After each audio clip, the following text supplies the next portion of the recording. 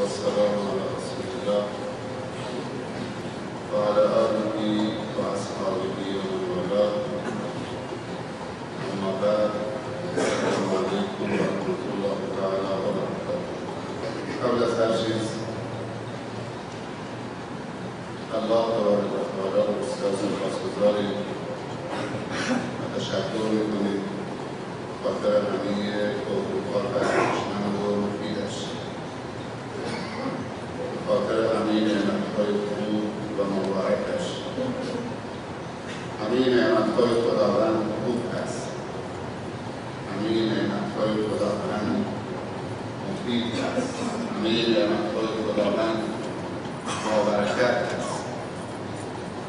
خداوند هر چیزی را که به عنوان نعمت معرفی کرده و اون را نعمت حساب کرده و اون نعمت را برای بندگانش تجویز کرده که استفاده بکنند، اون نعمت بی ضرر هست، اون نعمت مفید هست، اون نعمت سبب تقویت روح و روان و فکر و جسم و جامعه اسلامی هست. چون خداوند تبارک و تعالی دلسوز و مهربان و خیرخواه و ارحم الراحمین هست. اگر شری و مصیبتی و بلایی و آفتی و زیانی و ضرری در نعمتهای خداوند بود، هیچ موقع خداوند اجازه نمیداد که بندگانش اون را به عنوان نعمت استفاده بکنند. هر نعمتی که خداوند نعمت معرفی کرده، بلا فاصله بعدش اجازه استفاده کردن را داده، یا به تعبیر دیگر گفته این حلال است. حلال یعنی چراغ سبز روشن کردن برای استفاده از اشیای موجود، چه خوردنی باشد، چه پوشیدنی باشد، چه نوشیدنی باشد، چه مادی باشد، چه معنوی باشد.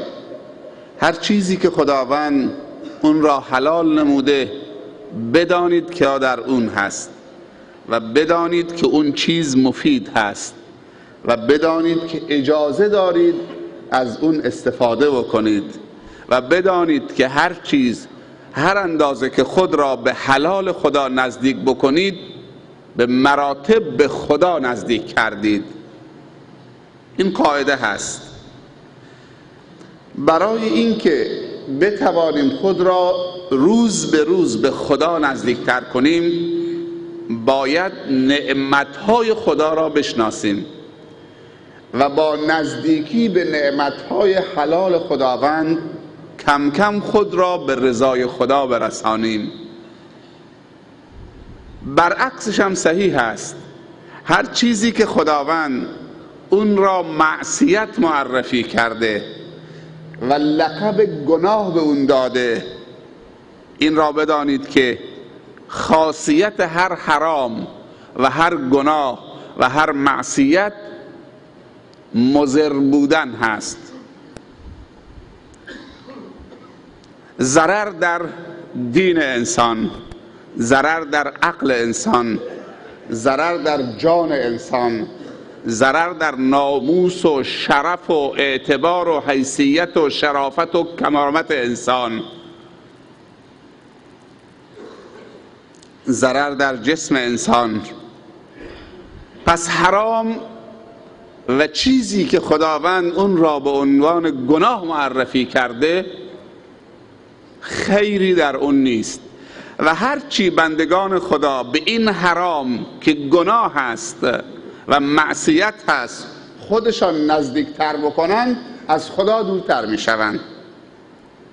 و هر کسی که با نزدیکی به حرام از خدا دور شد، امیدی به رحمت خدا نداشته باشد، امیدی به مغفرت خدا نباشته باشد، امیدی به برکت نعمتهای خدا نداشته باشد، امیدی به توفیق خدا نه در دنیا و نه در آخرت نداشته باشد، امیدی به لطف و کرم و سخاوت خدا و حمایت خدا نه در دنیا، نه هنگام مردن، نه در برزخ و قبر، نه در دشت محشر و نه در پل صراط داشته باشد. نزدیک شدن به ممنوعات، نزدیک شدن به اون چیزی که خداوند و رسول خداوند صلی الله علیه و سلم اون را گناه معرفی کرده، یعنی نزدیک شدن به بی آبرویی، بی شخصیتی، بی هویتی، یعنی نزدیک شدن به هر گونه پلیدی ها، نجاست ها، ضررها. و هرچند که دایره گناه را توسط خودت وسیع‌تر کنید، این را بدانید که جهنمت را تضمین کردی و وسیع‌تر کردید، چون با هر معصیت دری در جهنم برای تو در نظر میگیرن و در دنیا هم هیچ احدی خیری از گناه ندیده. چیزی که خدا اون را معصیت معرفی کرده، اگر خیری درش بود انجام بدهید. اگر خیری در زنا بود، اگر خیری در شراب بود، اگر خیری در قلیان و سیگار و تنباک و تتن و اگر خیری در مواد مخدر بود، خداوند اول به پیامبرش اجازه میداد، بعد به یاران وفادارش، بعد به انصار و مهاجر اجازه میداد که اون خیر رو استفاده بکنند. پس بدانید که خیری در گوشت خوک نیست، خیری در ربا نیست، خیری در کفر و شرک و معصیت و گناه نیست، خیری در تفرقه نیست، خیر در اتحاد و انسجام است، خیری در دشمنی نیست، خیری در بخیلی نیست، خیری در بهتان و تهمت نیست، خیری در غیبت کردن دیگران نیست، خیری در مسخره از مؤمنین و انسانها نیست، هیچ خیری در شری وجود ندارد و هیچ شری هم در خیر وجود ندارد. چیزی که خداوند گفته خیر از شر درش نیست، با کمال اطمینان خود را به اون خیر نزدیک کن. ولی باید بدانید چه چیزی خدا گفته خیره. خیر اون چیزی است که الله گفته خیره، نه اون چیزی که ما میگیم خیره. خیلی چیزها شاید ما بگیم خیره و استفاده میکنیم و انجام میدیم، در صورتی که دین اون را تأیید نمی کند. پس هیچ خیری هم در معصیت و شر نیست. وقتی خداوند چیزی را شر معرفی کرده، اگر کل انسانهای روی زمین همه اون را خیر معرفی بکنن و همه لباس خیر بر تن شر بکنن و شر را جلوه خیر و زیبا بدهند، باز هم محتواش عوض نشده. خداوند خالق انسانها و خالق اشیاست، ظاهر باطن همه مخلوقاتش را میداند. ما باید با انجام کارهای خیر خود را به الله نزدیک بکنیم. الله صاحب نعمت هست، نعمت را در منتهای محبتش نسبت به بندگانش برای بندگانش قرار داده که استفاده بکنن. هیچ فرقی بین نعمتهای مادی و معنوی خدا نیست. همونطوری که نماز مفید است، اقتصاد، کار کردن، تجارت، مغازه داشتن مثل مسجد داشتنه. اگر کسی گرسنه باشد دین و ایمانش را می فروشد، عقیدش را می فروشد. مسجد هم داشته باشیم اما کار نداشته باشیم. اما قرار نشده که روز جمعه هم کسی بره چون که صید حلوه او خیلی درآمد داره اون هم روز جمعه. خیلی از دوستان ما در مناطق روز جمعه قایقشون رو روشن میکنن یواشکی قبل از نماز جمعه یا شب جمعه که شب توبه و استغفار است، شب صلوات و درود است، شب آمادگی است برای حضور در نماز جمعه. یواشکی قایقشون روشن میکنن، تورشون رو میگذارن که حلوا تو شب و روز جمعه خیلی خوبه. قایقام کمن، اکثرا میرن تو نماز جمعه، ما بریم که درآمد خوبی داره. این را بدانید که هر کسبی و هر تجارتی که هنگام اذان نماز جمعه باشد اون زقوم است و اون حرام است. اگر دنیای حبور باشد، دنیای حلوا باشد، سنگ 50,000 تومان و 60,000 تومان هم بفروشید، اون حرام است و زقوم است. و لقب ایمان رو از انسان میگیرد. اعوذ بالله من الشیطان الرجیم. یا ایها الذین آمنو، آیه با چه شروع شده؟ یا ایها الذین آمنو اذا نودی للصلاة من یوم الجمعه فاسعوا الی ذکر الله و ذروا البیع. ای کسانی که مؤمن هستید و ایمان آوردید، اگر ندا و اذان روز جمعه بلند شد در شهر، همه چی را رها کن.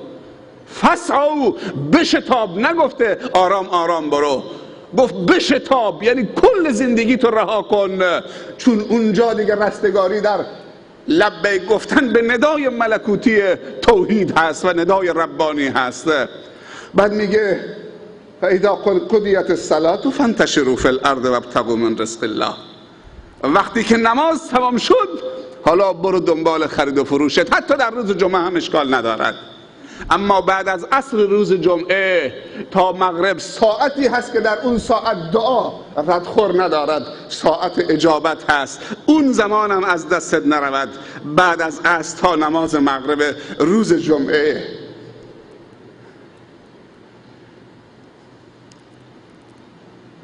روز جمعه مسلمان به کار پرداختن و نماز جمعه را ترک کردن، کمترین خصلتش خصلت یهود میگیرد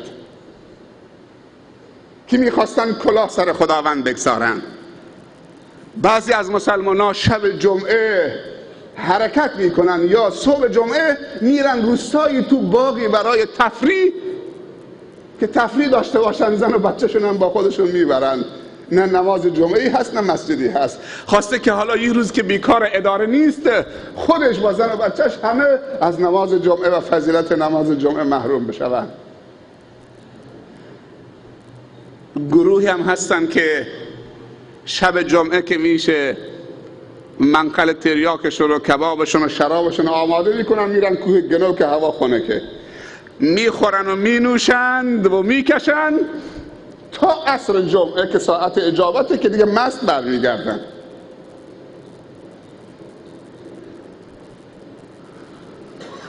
همه مسلمان و مسلمان زاده هستن، اسمشون اگه بپرسی همه اسمای اسلامی هم دارن.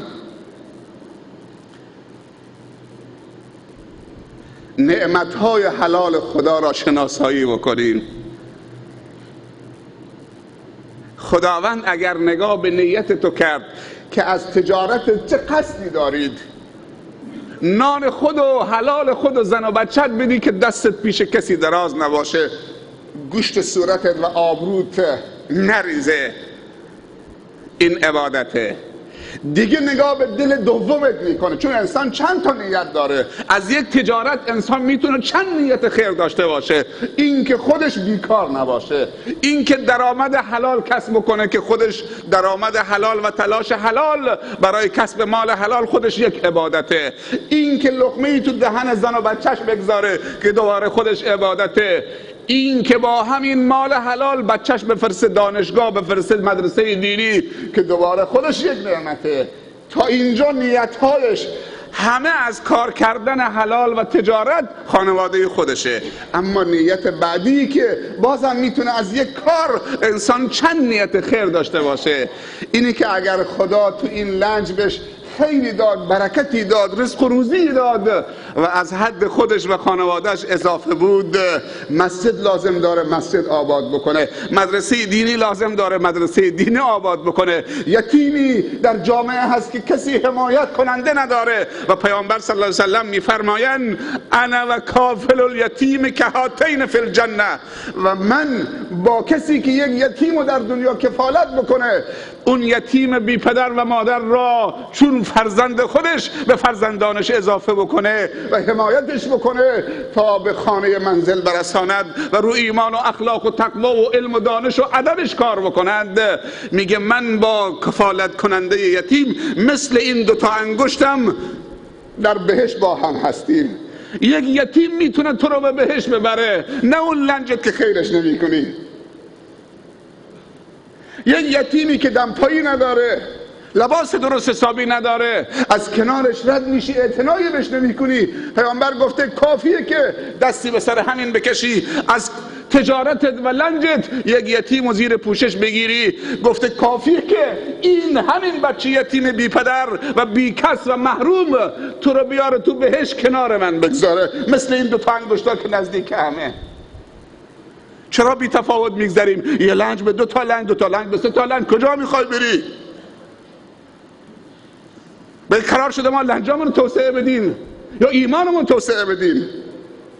لنجی که به درد ایمانمون نخوره، لنجی که به درد اسلاممون نخوره، لنجی و تجارتی و مغازی و ماشینی که به درد جامعه ما نخوره، مالی که به درد آینده مسلمین نخوره، برای تقویت ایمان و رشد ایمان و علم و دانش به درد جامعه نخوره. توسعه این لنج ها غیر از این که رو تابه بیستی، دمپایم از پاد در آوردن، روز قیامت تابه داغ زیر پاد میگذارن، میگه حالا پول جاشوا درست دادی، حساب جاشوا اینجا باید بکشی، اینجا که کسی نیست که تو رو محاسبه بکنه، ماشین حساب دست خودته.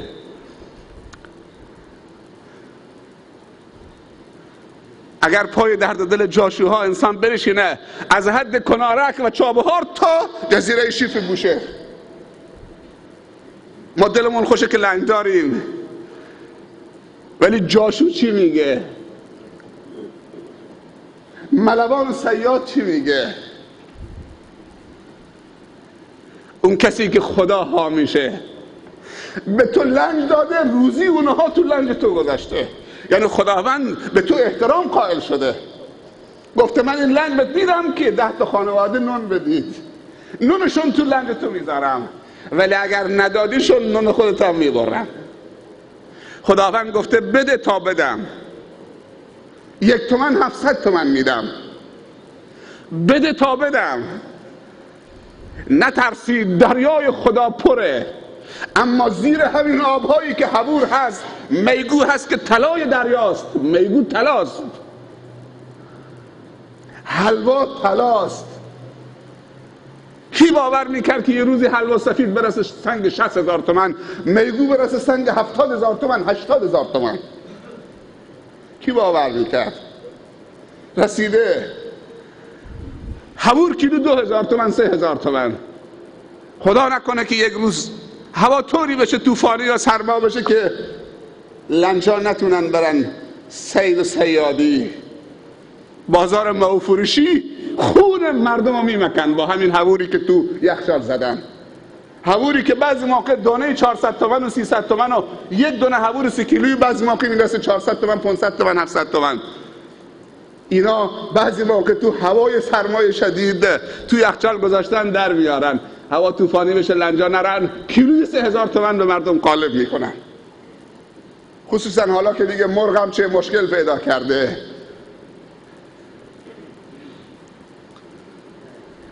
رسیده. حالا که رسیده چه کار باید کرد؟ باید به جامعه پرداخت. پیامبر صلی الله علیه و سلم فرموده خواهش بکنه تاجر از فقیر تا یه چتری بهش بده رو سرش بزنیم تا آفتاب. شاید حافظ بگه همچه حدیث از کجا آوردی تو کدوم حدیثی پیغمبر امر کرده صلی الله علیه وسلم که تاجر بره خواهش از فقیر بکنه در خونه فقیر، بگه یه چتری به من بده تا رو سرم بزنم که آفتاب خیلی سوزانه، خیلی هوا گرمه؟ میتونه حدیث بیارید؟ پیامبر صلی الله علیه و سلم میفرمایند که تاجر روز قیامت زیر سایه صدقه شرکت میکند. تاجر مسلمان روز قیامت زیر سایه صدقش در دنیا حرکت میکند. صدقه باید کی بگیره تا چتر بدن به تاجر؟ صدقه آدم به تاجر میده؟ پیامبر صلی الله علیه وسلم میفرمایند صدقه بدید که آبروی برادر فقیرت و ضعیفت حفظ بشه، نیاد در خور دستش دراز بکنه آبروش بره، خودت برو بپرس ازش.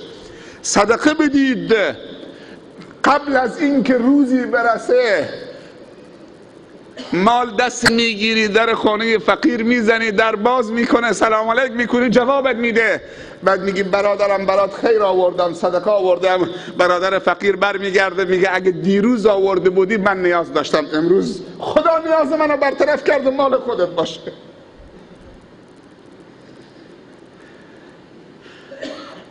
خدا اون روز نیاره که تاجر مالش رو دستش باشه در خانه فقیر بگرده، فقیر نباشه ازش تحویل بگیره، یه چتری رو سرش بزنن روز قیامت.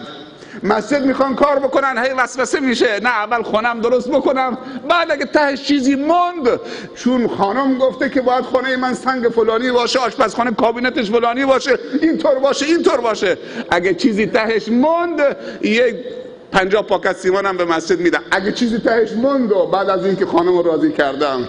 تا وقتی خانم راضی میشه که ستون مسجدم کامل شده.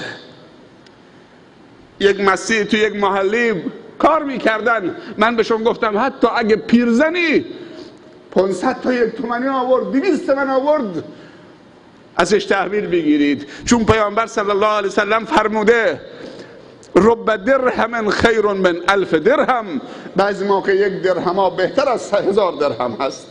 با نیته، با چه نیتی انسان 1000 درهم میدهد و اون پیرزال با چه نیتی 2 درهم میدهد. یکی از دوستان تعریف میکرد که فلانی 500,000 تومان داد، فلانی 700,000 تومان داد، فلانی 100,000 تومان داد. دیدم که یک پیرزنی که بچه های خوردن داشت، بیوه بود، رد میشد، گفت مسجد کار نکره؟ گفتم بله مسجد کار نکرن. تو مسجد اعلام کردید که مردم پول بیارن؟ بله اعلام کردیم. میگه اگه منم یه پولی بدم تحویل میگیری؟ بخود بچه ها صغیرن و سرپرست هم نیست و میگه دست کرد هم گوشه دستمالش باز کرد، 2000 تومان تو گوشه دستمال بود. گفت 2000 تومان هم تحویل میگیری؟ و دستت هم میبوسی. 2000 تومان هم تحویل میگیری؟ اصلا خداوند 1 تومان هم تحویل میگیره کار خیر، خدا نگاه به نیت میکنه.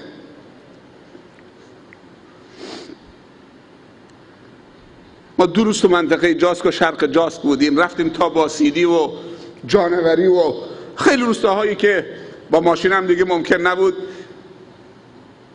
یه گذری کردیم بر وضع معیشتی و مدرسه و مساجد مردم چه کار دارن میکنن. یه چیز بگم شاید ناراحتم بشید، با یک خانه‌ای که داخل کلاهی هست میشه 50 تا خانه اونجا درست کرد. خانه هاشون کپری بود. سوال کردم این خانه الان مدرن ترینش، این خانه مدرن کپری چقدر قیمتش؟ گفت 120,000 تومان. گفت 120,000 تومان. 120,000 تومان پول چیه؟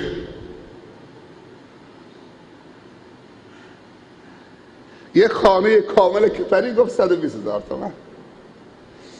یه مسجدی اونجا یک مادری قبول کرده، به نظر شما چند باشه؟ برای 35 تا کفر.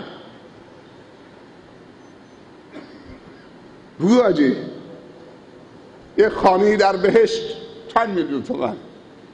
3 میلیون تومان. پیامبر صلی الله علیه وسلم میفرمایند من بنا لله مسجدا ولو کمفحص طیر بنا الله له بیتا فی الجنه. کسی که خانه‌ای برای عبادت خدا در روی زمین بنا کند با نیت خدایی، نه با نیت شهرت و ریا که این مسجد مال طایفه فلانیه، با نیت خدایی، خداوند در مقابلش خانه‌ای و دنباله حدیث ولو کمفحص طیر، حتی اگر به اندازه لانه گنجشکی باشد، خداوند در روز قیامت در بهشت بیتی از بیوت خودش در بهشت برای اون درست می کند. بنا الله له بیتا، خدا بنا می کند برای او بیتی، خانه‌ای در بهشت خودش. من رفتم بازدید بکنم که یک گزارشی به اون پیرزال بفرستم که این مسجد درست شده برای 35 تا خانواده کپری. گفتم مسجدتون کوچک نیست؟ گفت الحمدلله همین هم نداشتیم. یه ملا حسن هم داشتن، گفت کلاس قرآن داره، امام مسجد منو با بچه همون کلاس قرآن کار میکنه. با 3 میلیون تومان یک مسجد تو یک روستای کپری 35 در خانه مسجد ندارن. خانه هاشون هم 120,000 تومان قیمتشه. هر 2 ماهی برای یک خانواده، برای 4 نفر 2 گونه نان میدن، غذاشون فقط آرده. کلاهی که الحمدلله خدا داده فقط شکرش بکنیم. اونام بلوچ هم مثل شما یکم از توی لنج ها در بیایید، یه وقت هم بذارید ببینید تا نعمتهای خدا که داده قدرش بدونیم. خیلی جاها دارن اسراف میکنن، ولخرجی میکنن، چیزهای اضافی تو خونه آوردن. بعضی خونه ها میرید تو همین روستاهای خودمون تو سالن پذیراییش دکور کرده 10 تا مجسمه گذاشته، نمیدونم فلان گذاشته، گلدون فلان گذاشته، نمیدونم فلان گذاشته، فلان گذاشته. سوال میکنید اینا چیه؟ میگه این دکوره. خاصیت این مجسمه ها چیه؟ رسم دیگه، دکوره، دکور، زیبایی خونه. خدا میدونه هر مجسمه این چقدر قیمتشه. یه بتم تو خانه آورده. پیامبر صلی الله علیه و سلم میفرمایند اگر کسی مجسمه ای درست بکنه، روح دار، مجسمه ای که روح داره، حیوانات، انسان، روز قیامت خداوند بهش میگه حالا روح در این خلقی که درست کردی بدم، نمیتونه. میگی مجسمه ای که درست کردی زنده بکن، حالا نمیتونه. و هر خانه‌ای که مجسمه باشه، عکس انسان روحدار باشه، حیوانات روحدار باشه، تو قاب گرفته بودن بالا بزنن، یا سگ در خانه باشه، در اون خانه پیامبر گفته فرشته پا نمیگذارد. در هر خانه‌ای که سگ باشه، غیر از سگ شکار و سگ گله، فقط برای رسم، چون اروپایی دارن بچه مسلمان اسکی میشه. تو همین بندر عباس من خودم دیدم، تو محله خودمونم دیدم. معذرت میخوام، گل به روی شما طول سگ رو موتور سوار کرده، اسم براش گذاشته، صداش میزنه، شامپو براش میخره، صابون مخصوص، روزی چند کیلو گوشت خالص، کیلو 4500 تومان بدون استخوان براش میخره، مسواکش میزنه، یه اتاق براش خالی کرده. اینا همش حدیثه. پیامبر صلی الله علیه وسلم فرموده اگر کسی سگ بیاره تو خونه، روز 1 قیراط از ثوابش کم میشه. هر قیراطی مثل کوه احد. پیامبر صلی الله علیه وسلم در حدیثی میفرمایند در آخر الزمان یکی از مردان امت من اگر بیاد طول سگی رو تربیت بکنه، براش بهتره از این که فرزند از کمرش و صلبش تربیت بکنه. بچه تو کوچه رهاست، سگ خریده، شامپو براش میخره. خطبه امروز خیلی خطبه عالی بود، همش درباره اعتقاد بود. روز نحس، شب نحس، نمیدونم چهارشنبه نحس، کسی مسافرت نره. اگر کلاغ آمد رو دیوار کار کرد، میگن امروز روز نحسیه چون کلاغ آمده. اگر بلبل آمد چهچه زد، امروز روز خوبیه، مهمان میاد. کی گفته همچی چیزی؟ کدوم عقیدی، کدوم خدایی، کدوم پیغمبری، کدوم آیه قرآن، کدوم حدیثی؟ پیامبر میگه لا طیرته. اینا همش از آداب جاهلیت، از عقاید و باورهای جاهلیت.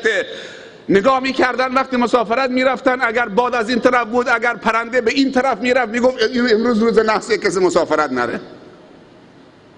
اگر کلاغ آمده بود کار کرده بود، امروز روز نحسیه.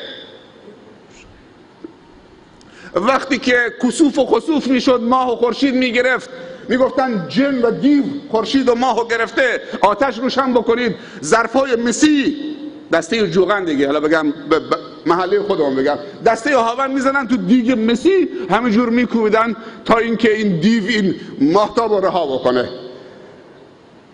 پیامبر صلی الله علیه وسلم در مدینه بود، خورشید گرفت، کسوف شد. همون روزم پسرش ابراهیم فوت کرده بود.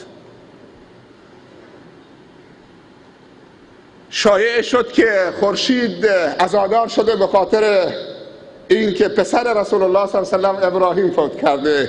خیلی ناراحت شد، رفت خطبه خوند، جمع کرد همه را. این چه اعتقاد باطلی که دارم میشنوم تو کوچه های مدینه. گفت ان الشمس والقمر آیتان من آیات الله. خورشید و ماهتاب دو آیه از آیه های قدرتمند خداوند هستند که نشانه قدرت خداست. برای مرگ و تولد احدی خسوف و کسوف نمی شود. یک سری مسائل طبیعیه که به اراده صرف 100% به اراده و خواست خدا انجام میگیرد.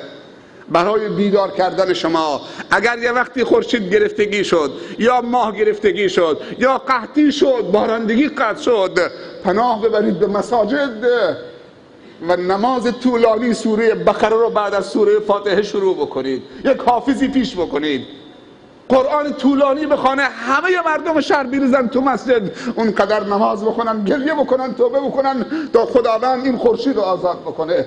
اگر خورشید گرفتگی بشه یک هفته همه چی به هم میخوره. اگر قحطی شد بری قبله دعا. امروز آقا میخواد بره قبله دعا، نماز باران، شیک میپوشه، آتکلم میزنه، لباسش اتو میکنه، جورابش میپوشه، کفشش واکس میزنه، نمیدونم قلم میزنه سر جیبش با یه لباسی. میدون نماز باران چیه؟ وقتی میخوای بری قبل دعا باید با یک لباسی برید، سرت بندازی پایین، گریه بکنید. حتی پیامبر گفته بچه های کوچک ببرید، حیواناتی که تو شهر هست همه به سینه بریزید، با خودتون ببرید تا اگر شما گناهکارید خدا به این حیوانات رحم بکنه، به گریه بچه کوچک رحم بکنه.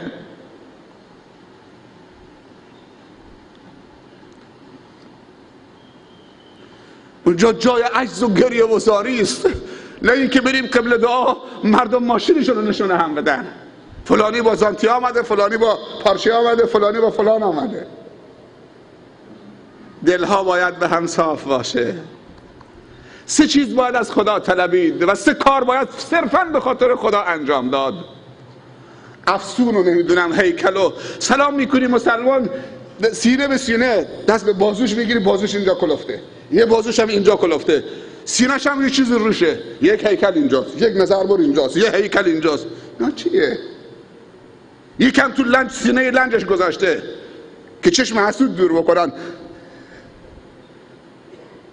انسان اگه خیر مالش در بکنه، عبادتش بکنه، نیتش پاک باشه، توکلش به خدا باشه، حق کسی به گردنش نباشه، نفرینی دنبالش نباشه، بخیل نباشه، حق مردم رو ادا بکنه، حق خدا رو ادا بکنه، حق زن و بچه رو ادا بکنه، آفت از کجا میاد؟ مگه شما این آیه رو نخوندی والله خیر حافظا و هو ارحم الراحمین؟ شما میبینی روز چند تا تیر میاد به طرف شما، ولی همون کار خیری که کردی این تیر رو کج میکنه. خداوند همراه هر انسانی حفظه و کتبه هست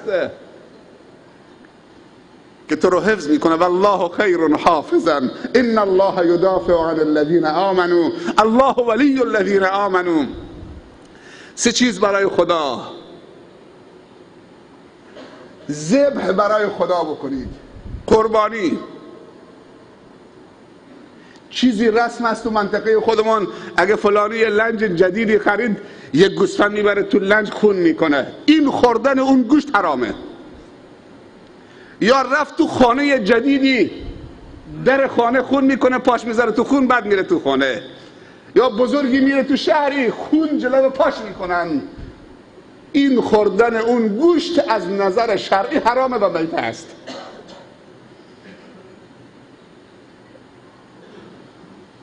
خیلی ها از ما این کار کرده، تا الان نفهمیدید. جلو پای کسی خون کردن، نمیدونم فلان، صدقه کردن جای دیگه، اما خانه جدید درست کرده، در خانه پاش میزنه تو خون میره داخل. نه، قربانی به خاطر خدا، یا کنار زیارت یا فلان جا، یا اسم غیر خدا بر اون قربانی برده بشه، اون گوشت نمیتونه بخورید، اگر بخوری مسمومه. دوم، نذر برای غیر خدا حرام، شرک. نذر اگر میخواید بگیرید صرفا نذر به خاطر خدا، و نذرم نباید بگیرید. نذر گرفتن مکروهه، اما اگر نذر گرفتید وفا به نذر واجبه، زمانی که نذر حرام نباشه. من نذر میکنم که با فلان همسایه حرف نزنم تا آخر عمرم، این حرامه. و مسئله زن طلاق هم از تو دهانتون در بیارید. خیلی ها تا کوچکترین مشکلی پیش آمد با کسی دعوا شده زن طلاق میخوره. از کجا آوردی زن طلاق؟ این زن مسکینی که 40 سال تو خانه توست شده آدم سه دهانش زن طلاق زن طلاق زن طلاق زن طلاق. یه داستان بهتون بگم، داستان واقعی، هر کسی گشنشه میتونه بره. اینطوری نیست که ما یه زمانی به ما میگفتن ملا که رودشون درازه چون قبل از خطبه خودشون غذا میخورن بعد میان. ما امروز مهمان شما هستیم، حالا میخوای چیزی به ما بدید، نمیخوای هم میدیم. پس ما هم نخوردیم. شخصی به اسم خوله بنت ثعلبه، صحابی جلیل القدر، در سران پیری شوهرش یه روز باش نشسته بود، گفت که زن، شوهرش اوس ابن صامت بود، گفت زن، گفت بله مرد، گفت انت علیک ظهر امی، تو برای من مثل کمر مادر من. این در قرآن آمده، در سوره قد سمع الله، سوره مجادله، بهش میگن زهار. زهار چیه؟ مردی به زنش بگه دستت مثل دست خواهرمه، مثل دست مادرمه، کمرت مثل کمر مادرمه، قصدش حرام بودن اون زن بر خودش بکنه. مگر انسان میتونه والعیاذ بالله با مادرش همخوابی بکنه؟ با مادرش شهوتش رو انجام بده؟ چطوری چیز حلال خداوند تشبیه میکنی به حرام؟ چیزی که خدا حلال کرده زن، بعد میگی بر من حرام، تو مثل مادر من هستی دیگه. اگر این کلمه گفت اون زن برش حرام میشه دیگه، دست نه، حق نداره دست بهش بزنه، باید کفاره بده، کفاره مغلظه. در سران پیری این صحابی جلیل القدر به زنش گفت که تو مثل مادرمی. زنم خیلی دلخور شد. رسول الله صلی الله علیه و سلم در حیات بود، چادرشو جمع کرد و رفت خدمت رسول الله صلی الله علیه و سلم که شکایت شوهرش به درگاه خدا بکنه. رسول الله متوقف کرد صلی الله علیه و سلم، گفت رسول خدا، همون که گریه میکرد، گفت این اوس میبینی پشت سر تو نماز میخواند، تو سران پیری به من میگه که تو مثل مادر من هستید و آمدم که شکایت شوهرم بکنم به درگاه خدا پیش تو هم گواه باشی. خداوند صداش گوش میداد از بالای عرشش. هنوز صحبت این پیرزن تمام نشده بود که آیه قد سمع الله نازل شد. قد سمع الله قول التي تجادلك في زوجها وتشتكي الى الله والله يسمع تحاوركما. خداوند شنید صدای اون زنی که آمد پیش تو شکایت شوهرش میکرده که ازش مظاهره کرده. و بعد خداوند گفت چرا این همه دروغ میگید؟ کی زن مثل مادره؟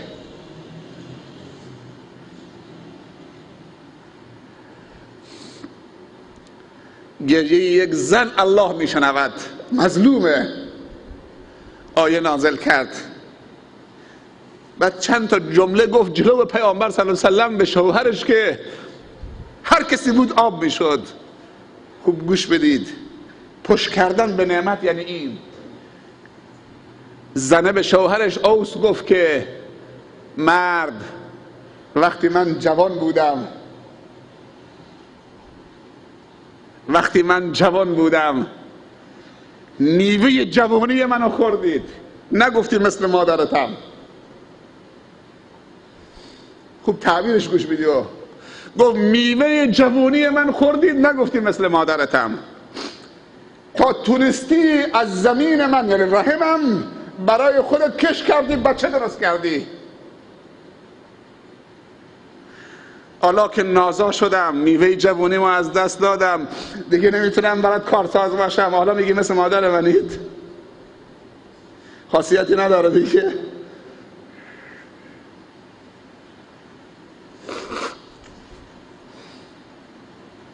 گذشت تا رسید خلافت عمر رضی الله عنه، امیر المؤمنین عمر. چند سال گذشت؟ ابوبکر صدیق، بعدش عمر فاروق. یه روزی با یارانش امیر المؤمنین در کوچه های مدینه میرفت، دیگه خوله پیر شده بود، با عصا راه میرفت، خم شده بود. یک دفعه صدا زد بیست. بعضی نمیشناختنش. نزدیک 1 ساعت سر و پا عمر رو نگه داشت، عمر رو نصیحت میکرد. به عمر گفت که یادته اول عمر بودی، بعد شدی عمر، بعد شدی امیر المؤمنین، لقب گرفتی امیر المؤمنین، خلیفه مسلمین. خدا چطوری داره تو رو بالا میبره، امیر المؤمنین خلیفة المسلمین. بعد نصیحتش کرد، گفت اتق الله یا عمر، از خدا بترس عمر. عمر کسانی که نصیحتش میکردن رو سرش میذاشت. ما امروز اگه کسی رو نصیحت کردیم دیگه تا آخر عمر با من صحبت نمیکنه.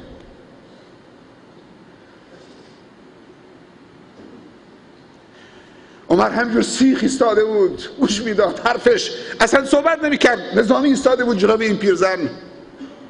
تعجب میکردن یاران عمر ایستادن یه گوشی که این پیرزن کیه بگه که عمر رو این همه معطل کرده. سر صدا بلند شد. ور عمر رو کرد به اطرافیان، گفت میدونید که این پیرزن چه پیرزنیه که من 1 ساعت ایستادم سیخ منو نصیحت میکنه، دست از پا خطا نمیکنم. گفت این خوله بنت ثعلبه است، این زنیه که خداوند صداشو از بالای 7 آسمان شنید، آیه دربارش نازل کرده.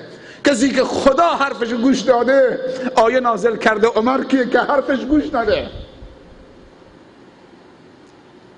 اگه تا صبح بیسته من وظیفه دارم بیستم سیخ. ادب رو نگاه بکنید.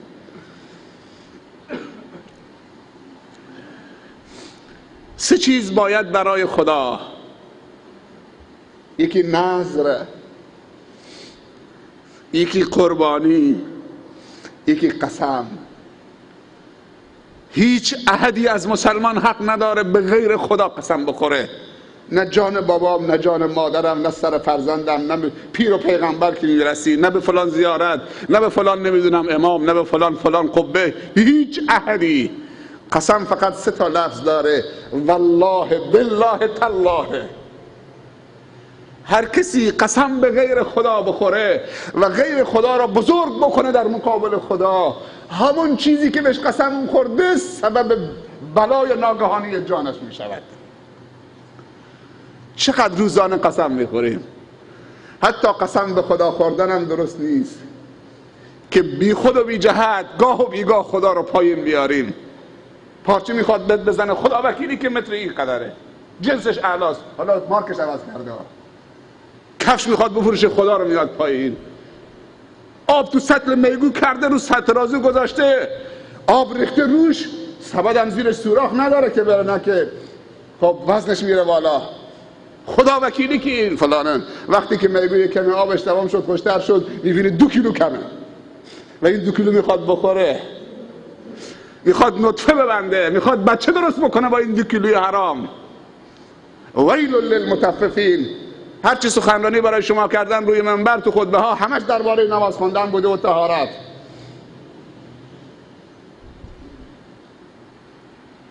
ویل للمطففین الذین اذا اکتالوا علی الناس یستوفون و اذا کالوهم او وزنوهم یخسرون.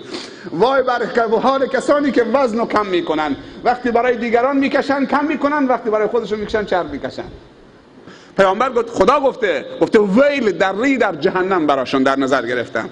همین که چرب میکشن برای خودشون، برای دیگران کم میکشن.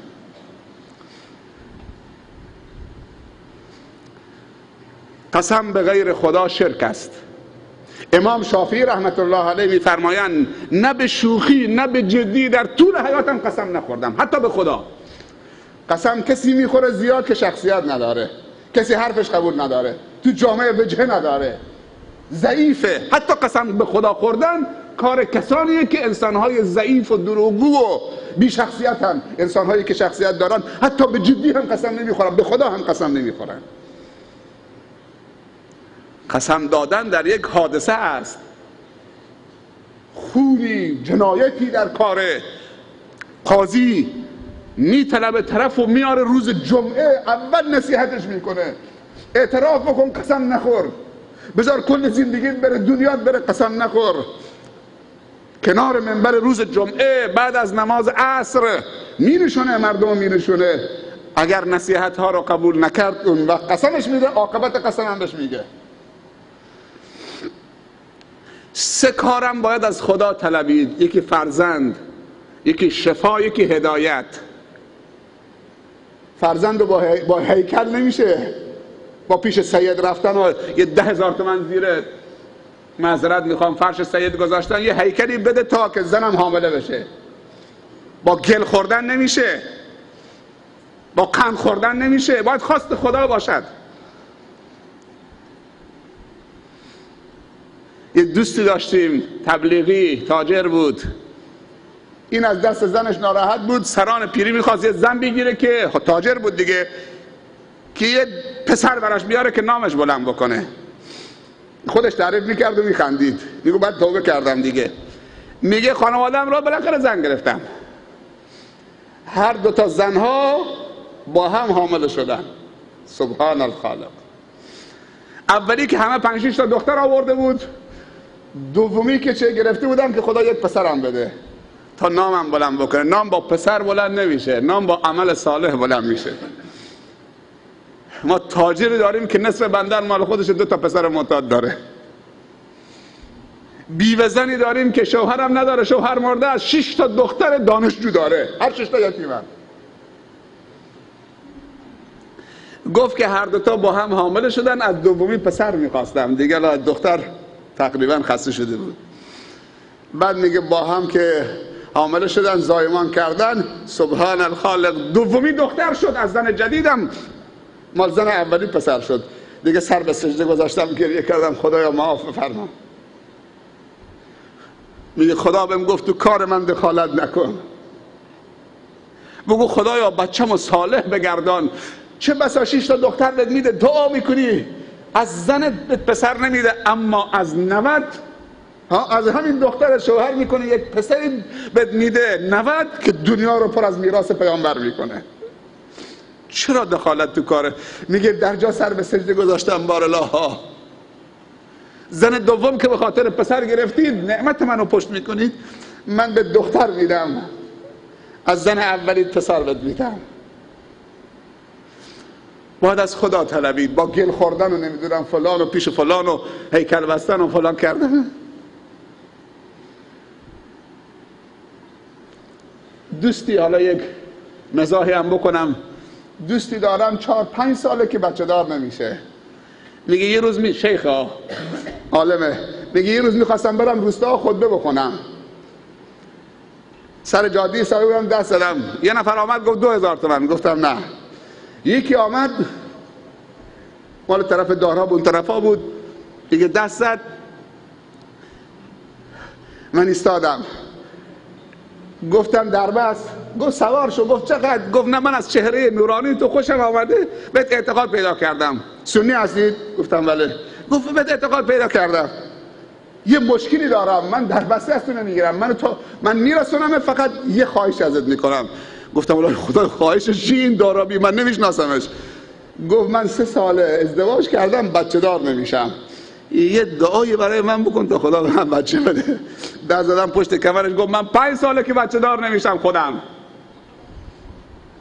خود اون ملاها گفت من 5 ساله که ازدواج کردم بچه دار نمیشم، ولی برات دعا میکنم. چشم.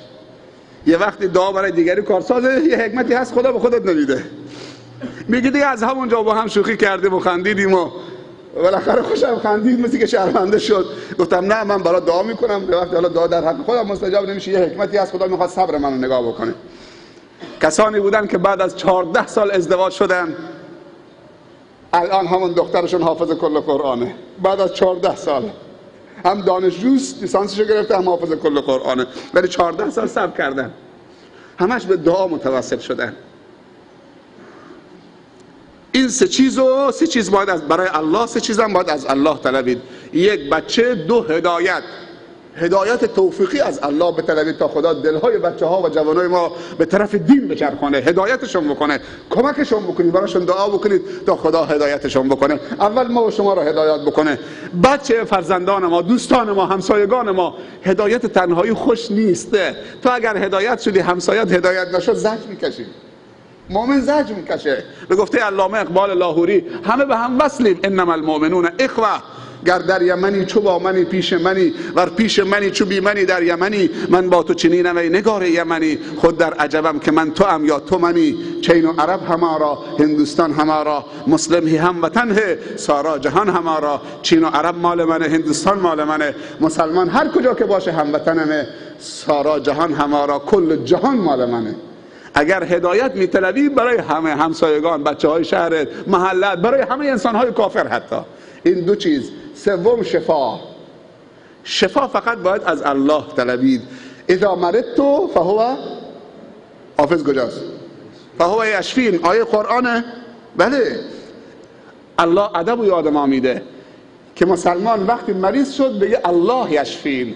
ما اول میریم زورمون با دکتر میزنیم، بعد حالا که دیگه دکتر اگه مؤمن باشه، بعضی دکترها دیگه کار به بنبست که رسید میگه کار من دیگه اینجا کارساز نیست، طب من، هنر من دیگه فقط یک در برات مونده. دکترها اگه بعضی دکترها مؤمنن، دکتر میگه تنها نجاتت این که فقط الله فرجی بکنه. ولی چه فایده؟ روز اولی که میخوای بری دکتر یه صدقه ای بده، یه دعایی بکن به دوستان، به دار و تحفیظا که سرشون تو قرآنه، به مدارس دینی، به طلاب، به انسانهای صالح سفارش بکن برات دعا بکنن. بعد که دعا کردن حالا پول تهیه بکن برای دکتر. وقتم دکتر میری اعتقاد به دکتر نباشه، اعتقاد به شفای خدا باشه، دکتر کارسازه. ولی بعضی دکتر خدا میدونن آقای دکتر دستم به دامنه، تو رو به خدا، تو رو به هر پیر و پیغمبری که میرسی بچه منو شفا بده، بچه منو علاج بکن، بچه منو فلان بکن. ما کسانی داریم که تو خانواده 5 تا متخصص جراح و پزشک دارن، بچه‌شون مریض شد تا آمریکا بردن مرد. ولی تو روستا هم هست که به دکترم دیل میرسه، پیرزن گریه میکنه، دعا میکنه خدا چوکم شفا بده که دیگه هیچ مال نمیدین، همون دعا شفاش میده، خوب میشه. خانواده‌ای بوده 5 تا متخصص و جراح داشته، نتونستن بچه‌شون رو نجات بدن، دکتر متخصص جراح تا آمریکا فرستادن، پولم داشتن. روستایی میاد از همه جا حیله ها قطع می شود، فقط خدا خدا می زند. معمولا روستایی ها صافن، خدا خدا خدا بی رنگ و ریان. نه تو خانواده های باسواد هست، نه پزشک هست، فقط الله هست. اذا مرضت فهو یشفین. خیلی حوصله کردید. ساعت 1:30، 1 ساعت براتون صحبت کردم. امیدوارم که این صحبت ها بی تأثیر نباشه. از اینکه خیلی دیر سراغتون آمدیم، چند بار قول دادیم یا نشد، بالاخره توفیق نبود، نه اینکه نخواستیم. این دفعه دیگه تو مسیر می آمدیم، گفتیم خب هفته گذشته کرگون بودیم، شاید برادرای کلاهی ما بگن حالا دیگه از اینجا رد میشه میره کرگون، جای دیگه میره. چند بارم ما رو سر کار گذاشته، تا اینکه خدا توفیق داد پریروز رفتیم این منطقه جاس و شرق جاس. دیگه همون دیشب تصمیم گرفتیم که انشالله شب بمونیم جاس، نماز جمعه بیایم کلاهی، هم دیداری تازه بکنیم، هم از دعای خیر شما استفاده بکنیم، هم یه حرف خیری بزنیم ثواب گیر ما بیاد، و هم انشالله محبت کامل بشه. هم انشالله اگه خدا تجارتی و لنجی و ماهی خوب داد انشالله خیر بکنید، این مدرسه تون تمام بکنید. یه خیری از بندر عباس من مدرسه برای شما درست کرد دبیرستان، حالا این مدرسه مکتب خانه‌تون خودتون درست بکنید. یکی از دوستان تعریف میکرد، میگفت رفتم پیش یه کسی که کمک بکن به کلاهی همین مکتب خانه تمام بکنیم. گفت من به کلاهی کمک نمیکنم، خودشون دارن، همین بستونه دیگه. طرف بگه من به کلاهی کمک نمیکنم، حالا خیر را به ثوابش میبره. تو به هر نیتی و هر کجا، تو دبی هم خیلی کار خیر میکنن، تو خود دبی، پس حکومت دبی باید انجام بده، تاجر هم هست، خیر راهش به صاحبش میبره. ولی خودتون بلند بشید، آستین بزنید بالا، هر لنجی 2 میلیون تومان 3 میلیون تومان به جای دوری نمیره.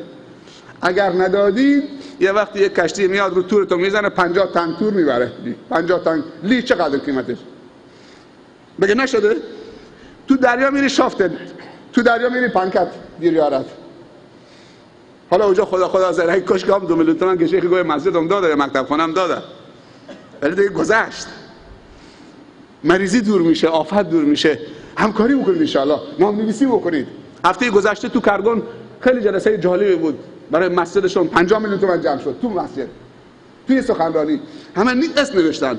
بعد از نماز جمعه رفتیم با زنها، 1000 تا از قاهره آمده بودن تو مکتب خونه‌شون نشستیم. اونها هم الان میگن که طلا میارن، هلنگو میارن، گوشواره میارن، نمیدونم انگشتر میارن. مسجد مال ماست، میخوان درست بکنین. شما هم هر لنجی قایی که مثلا 500 تومان بده، هر لنجی 2 میلیون 3 میلیون بده. اونایی که بیشتر دارن، یه عزیزی 30 میلیون تومان داد اونجا، نوشت، تشویق شدن دیگران. بالاخره مسجد درست میشه. من میخوام این خبر خوش انشالله اونجا که هستم چه بشنوم که چطوری انشالله کوچه هاتون اسفالت بکنید، کاراتون انجام بدید. خیر از بیرون آمد ازش تشکر بکنید، ولی از خودتون هم همت نشون بدید تا خدا برکت بندازه. و مهمترین چیز با هم اتحاد داشته باشید. یک نفر مغرض نیاد به جان شما بیفته، خدای نکرده 2 تا جوان با هم دعوا بکنن، بزرگان به جان هم بیفتن. و خدای نکرده این صفا و صمیمیت و اتحاد و یکپارچگی و اتحاد وقتی میره ایمان میره دیگه، آدم تو روی هم نیستید، خیلی ناجوره دیگه. معذرت خواهی کردن مشکله. اگه حرفی از دهنم به پدرم در رفت دیگه، الان بعد دیگه هر کاری میخوام بکنم نمیشه دیگه، به اون حالت اول بر نمیگرده. اللهم اجعل جمعنا هذا جمعا مرحوما واجعل تفرقنا من بعدها تفرقا معصوما. اللهم لا تجعل فينا ولا منا ولا معنا شقيا ولا محروما. ربنا ظلمنا انفسنا وان لم تغفر لنا وترحمنا لنكونن من الخاسرين. رب اغفر وارحم وانت خير الراحمين. ربنا آتنا في الدنيا حسنة وفي الآخرة حسنة وقنا عذاب النار. اللهم انا نسألك الجنة الفردوس وما قرب اليها من قول وعمل، ونعوذ بك من النيران وما قرب اليها من قول وعمل. اللهم انا نسألك حبك وحب من يحبك والعمل الذي يبلغنا الى حبك. اللهم انك عفو كريم تحب العفو فاعف عنا. ربنا آتنا في الدنيا حسنة وفي الآخرة حسنة وقنا عذاب النار. نستغفرك اللهم من جميع الذنوب والخطايا ونتوب اليك.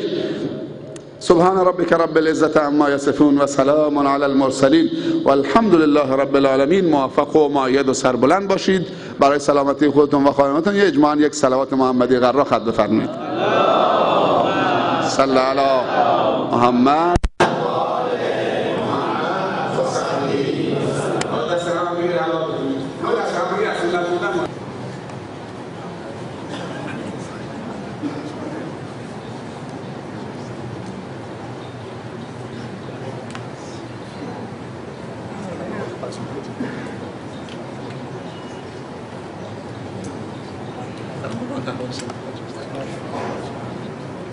Together.